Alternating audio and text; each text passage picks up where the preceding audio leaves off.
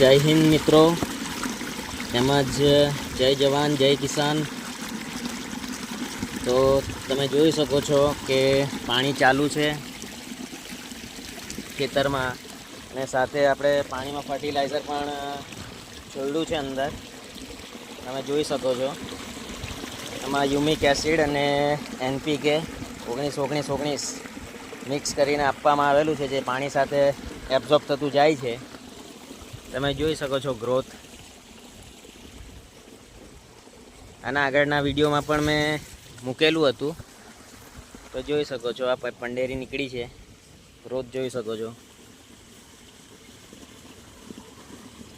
જે શેરડીનો સેંઠો છે તો એની તમે જાડાઈ પણ જોઈ શકો છો કઈ રીતની છે। 6 મહિના અને 15 દિવસની જેવી શેરડી થઈ છે। 0265 નવું બિયારણ છે, આ જોઈ શકો છો। દૂર દૂર સુધી જોઈ શકો છો તમે।